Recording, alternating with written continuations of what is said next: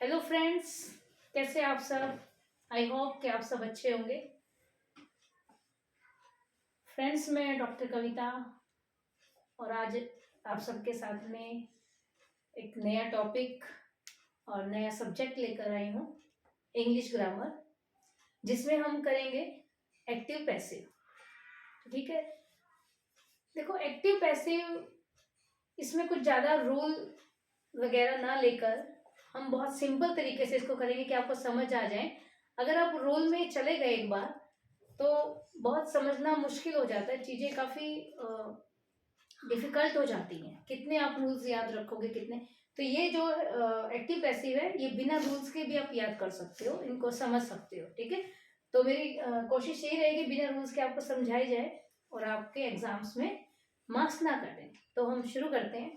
इसके लिए आपको दो तीन चीज़ याद रखनी जरूरी है। एक तो वर्ब की फॉर्म जो है, फॉर्म ऑफ द वर्ब आपको आनी जरूरी है, उसका तो नॉलेज होना चाहिए, वो आपको याद करनी पड़ेगी। नहीं आती है वो याद कर लेना, और एक वीडियो बनाकर भी मैं डाल दूंगी उसका। और दूसरा, छोटे छोटे रूल्स, छोटी छोटी सी चीजें हैं जो आपको इसमें बस याद रखनी है, उससे आपको आ जाएगा। ठीक है। देखिए, अगर वर्ब की फर्स्ट फॉर्म होती है, जहां पर सेंटेंस में जहां वर्ब की फर्स्ट फॉर्म होती है, वहां पर आप याद रखोगे इज एम आर का यूज होगा। अगर वर्ब की सेकंड फॉर्म जहां लगी है, समझो कि आपका सिंपल पास्ट टेंस है, तो वहां आपको वाज और वर्ब का यूज करना है। ठीक है। और जहां पर सिंपल फ्यूचर टेंस होगा, वहां पर will, shall, would, must, can, could, ये सब लगा होगा। और उसके साथ जहां पर भी आपको ये सब दिखाई दे, उसके साथ आपको बी लगाना है। जैसे विल बी, शेल है तो शेल भी हो जाएगा, वुड है तो वुड भी हो जाएगा, मस्ट है तो मस्ट भी हो जाएगा, कैन है तो कैन भी हो जाएगा, और कुड है तो कुड भी हो जाएगा। अब आपको वो हम सेंटेंस को जब क्लियर करेंगे सॉल्व, तब मैं बताऊंगी आपको कि विल का यूज कहाँ पर होता है और शेल का यूज कहाँ पर होता है। आई हुई के साथ और शेल का यूज कहाँ होगा वो मैं आपको बताऊंगी। हम देखो, तो हम शुरू करते हैं सेंटेंस अपना। सबसे पहले हम लेते हैं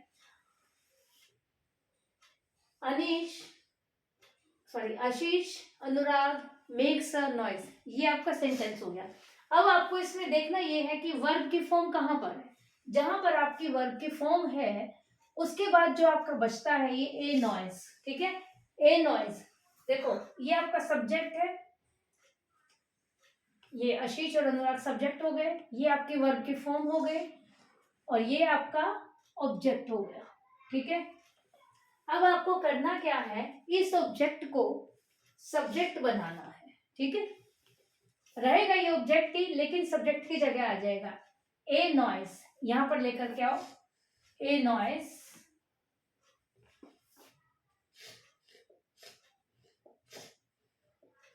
उसके बाद हेल्पिंग वर्ब। हेल्पिंग वर्ब आपको वर्ब की फॉर्म के अकॉर्डिंग लेकर आनी है।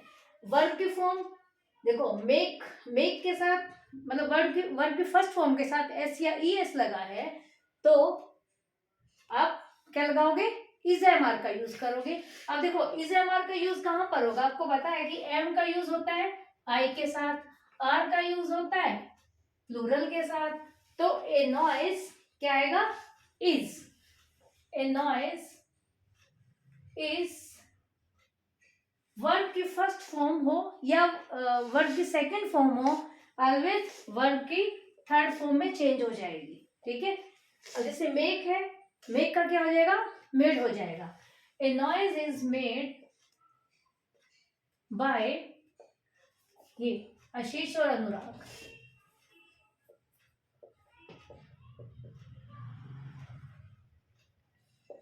अब देखो, सिंपल सी भाषा में अगर इसको कहें, अगर आपने हिंदी में वाच्य परिवर्तन पढ़ा होगा, वाच्य परिवर्तन क्या होता है, जैसे राम ने खाना खाया, इसका क्या बनेगा, राम द्वारा खाना खाया गया। सिर्फ सिंपल सी बात है, राम द्वारा खाना खाया गया। ठीक है। सिर्फ इसी बात को हमें इंग्लिश में लिखना है और कुछ भी नहीं है। एक्टिव पैसिव सिंपल यही है। नेक्स्ट है he is writing a letter. Verb की फॉर्म कहाँ पर है आपकी, ये है। वर्ब की फॉर्म को अंडरलाइन कर लो, उसके बाद जो बचता है बाकी को नीचे ले आओ। ए लेटर, अब देखो आईएनजी लगा है तो आपको क्या लगाना है, बीइंग लगाना है। बस ये छोटी छोटी बातें आपको याद करनी है कि कहां पर क्या लगाना है। ए लेटर इज, वर्ब की फर्स्ट फॉर्म की थर्ड फॉर्म क्या हो जाएगी, राइट है ना, write wrote written. A letter is written by, sorry, a letter is being written, is being written by him। ठीक है,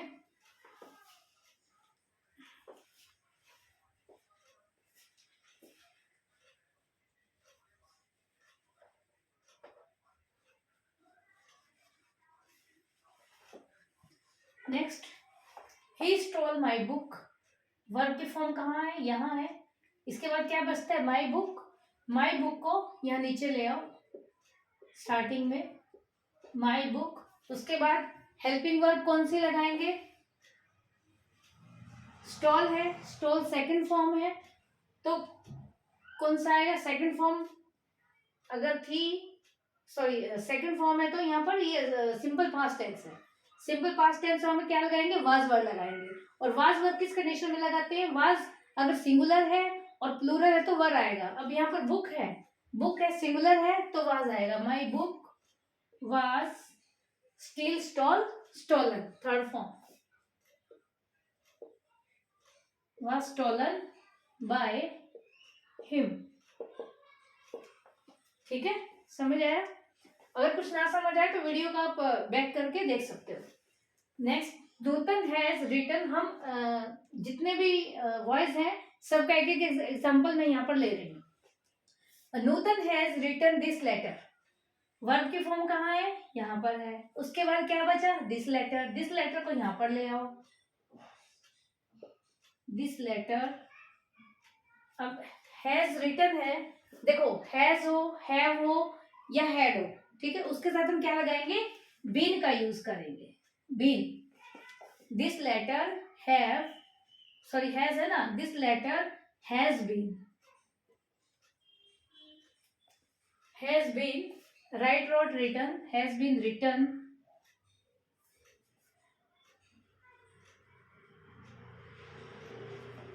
बाय नूतन। ठीक है, नेक्स्ट है, the police will have caught the terrorist.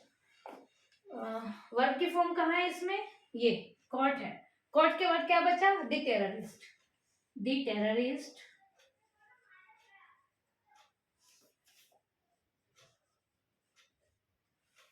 Will have है तो will have been हो जाएगा।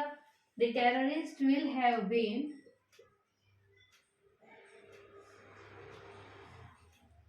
caught by the police।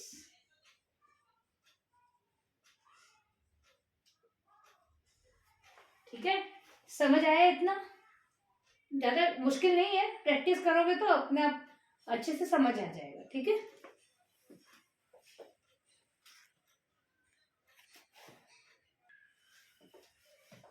हाँ, तो ये नेक्स्ट देखो, नेक्स्ट है हमारा, the students will have been preparing for the NDA examination from 2025।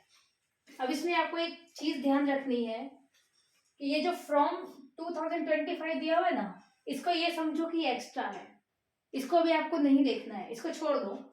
बाकी जो सिंपल बनाते हो आप सेंटेंस, उसको ऐसे बनाओ, जैसे the NDA examination,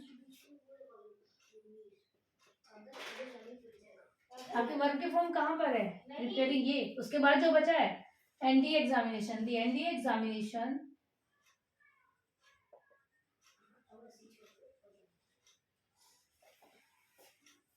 will have been, ऐसे कैसे रहेगा, विल हैव बीन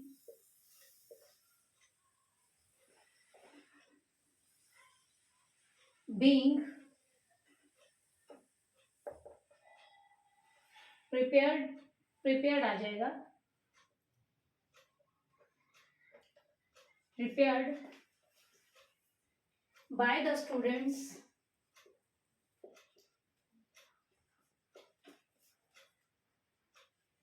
अब देखिए बाय द स्टूडेंट, अब ये जो लास्ट में था ना फ्रॉम टू था, इसी को लास्ट में बस यहाँ पे चिपका दो, लाके यहाँ से उतार के यहाँ लिख दो इसको, बस इसमें कुछ समझने वाली बात नहीं है, ठीक है। ये जो है ये समझो एक्स्ट्रा है, उसको एक्स्ट्रा में रख के बाद में लगा दो, ठीक है। Next, I must help the poor, ऐसे आएगा द पुअर, वर्ब के फॉर्म ये है द पुअर,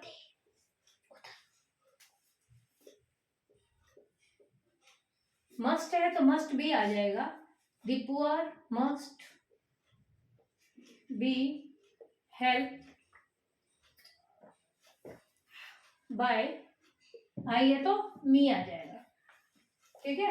अच्छा हाँ, एक चीज और बतानी थी कि क्या किसमें चेंज होगा, आई है तो मी में चेंज होगा, शी है हर में, ही हिम में, दे देम में, एंड वी अस में, हु बाय whom,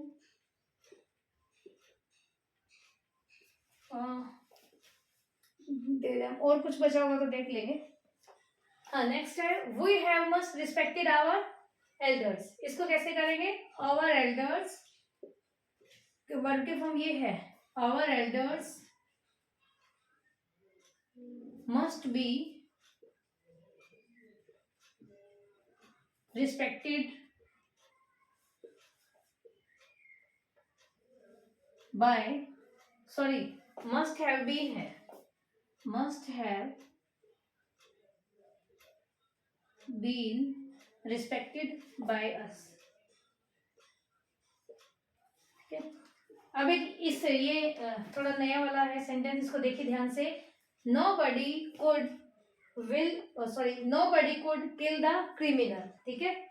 अब जिस तरह अगर ये nobody वाला कोई सेंटेंस ऐसे nobody है, everybody है, somebody है, और इस तरह से कोई आ जाए तो उसको आपने बाय नहीं लगाना है, ठीक है, बाय नहीं लगाना। इसमें कैसे बनेगा, वर्ब के फॉर्म ये है आपकी द क्रिमिनल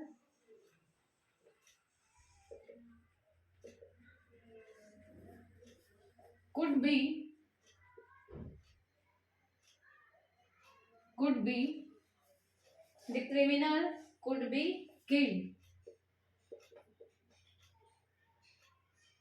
ठीक है।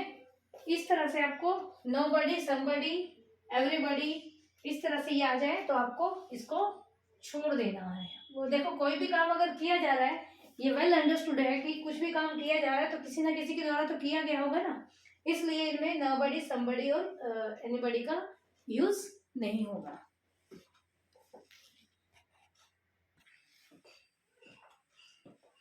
हाँ जी, नेक्स्ट सेंटेंस देखिए, ये कुछ डिफरेंट है, जितने हमने किए हैं उनसे बिल्कुल अलग है ये, बस थोड़ा सा आपको ध्यान ये रखना है कि इनमें सब्जेक्ट नहीं होता है, ठीक है। इस तरह से होगा ये, there is no money to buy, इसमें कुछ आपको लग रहा है कि he she it they them वगैरह कुछ नहीं है इसमें, तो इनको कैसे करना है, ये ऐसे कैसे रहेगा, देयर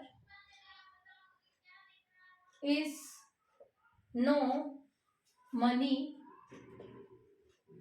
यहां तक देखो ये ऐसे कैसे रहेगा, आगे टू है, टू कैसे रहेगा, बॉट, टू बी बॉट हो जाएगा, there is no money to be bought. Next, it is time to study,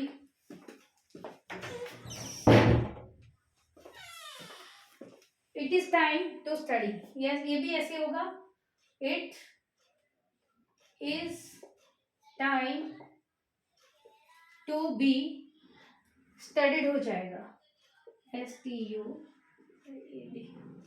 ठीक है। Next, there was time to labour, ये होगा there was time to be, ठीक है। एक हम ये इतना समझ आ गया, इसलिए मैं 2-3 एग्जांपल कर रहे हैं कि थोड़ा सा डिफरेंट था इसीलिए।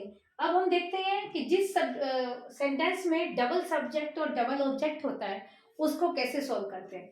देखो ये भाई ये सब आपको पता ही है कि आजकल पेपर में बहुत लेवल बहुत सिंपल नहीं रह गया है, बहुत सिंपल क्वेश्चन नहीं आते हैं पेपर में। ये ऐसे ऐसे जो सिंपल क्वेश्चन होते हैं उनको नहीं पूछ के बिल्कुल डिफिकल्ट वाले पूछते हैं, क्योंकि पता है कि सिंपल सबको आते ही हैं, तो वो लोग बहुत डिफिकल्ट लेवल आजकल पूछने लगे हैं पेपर में।